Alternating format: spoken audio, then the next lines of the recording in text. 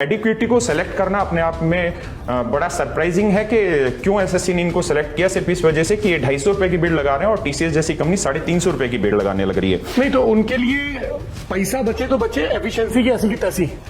वो कहावत उनको लिख के दीजिए ना आप लोग कागज में कि महंगा रोए एक बार, सस्ता रोए बार बार। पैसा बचाइए पर अक्षमता के नाम पे मत बचाइए ना।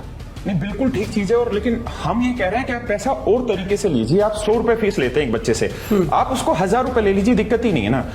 क्योंकि अगर आप एक बच्चे को राजस्थान से अंडमान भेजेंगे तो उसका वैसे ही 20,000 रुपए का खर्चा होता है। अगर आप जम्मू के किसी ब्लाइंड बच्चे को दिल्ली सेंटर डालेंगे और आप लोग समझ नहीं रहे हैं, भारत ना बहुत ही कल्पनाशील देश है और सरकार सबसे ज्यादा कल्पनाशील है। तो वो चाहते हैं कि लोग पर्यटन का महत्व समझें और पापा के जो परे हैं वैसे पापा लोग पैसे नहीं दे रहे, तो इसी बहाने वो वहां जाएं और सेलुलर जेल को देखें, देश के स्वतंत्रता संग्राम को।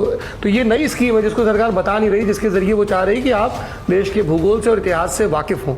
इसलिए वो ये प्रयोजन है, वो कह नहीं पा रहे हैं, पता नहीं क्यों नहीं कह पा रहे हैं। जो इनके पेपर देने वाले बच्चे हैं ना, वो किस जगह से आते हैं, मतलब कि रिक्शा चालक का बच्चा है। ये अगर वो सरकार को समझ में आ रहा होता, अगर ये डीओपीटी को समझ में आ रहा होता, अगर ये मंत्री जितेंद्र सिंह को समझ में आ रहा होता, अगर नरेंद्र मोदी सरकार को समझ में आ रहा होता तो वो इसको फिक्स करते।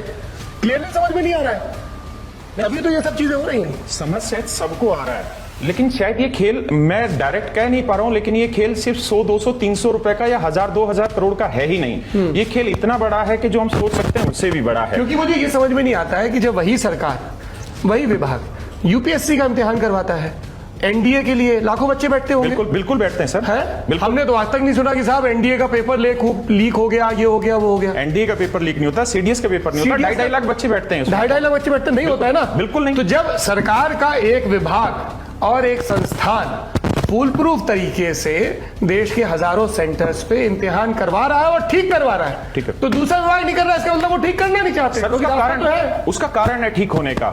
जो सेंटर्स आते हैं वो सरकारी स्कूलों में आते हैं, और सरकारी स्कूल में अगर किसी एक क्लासरूम में भी दिक्कत आती है तो सरकारी टीचर की नौकरी चली जाती है।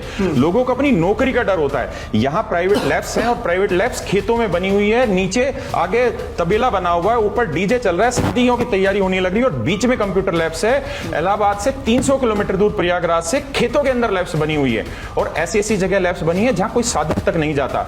और ऐसी जगह बच्चे एग्जाम देने जा रहे हैं, वहां पे जो इन्विजिलेटर आने लग रहे हैं वो गुटखा खाने लग रहे हैं। प्रॉपर बात करें। और तो और सबसे बड़ी चीज तो ये देखिए कि एक टाइम लिमिट होती है कि 9 बजे बच्चे को सेंटर में एंट्री दे देनी है। इनकी तो 9 बजे एंट्री स्टार्ट तक नहीं होती है। अगर 5 से 6 का रात शाम को एग्जाम है ना, 5 से 6 की शिफ्ट में सौरभ जी, तो 6 बजे बच्चों को छोड़ देना चाहिए। यहाँ 10-10 बजे लैब से लड़कियां बाहर आने लग रही हैं।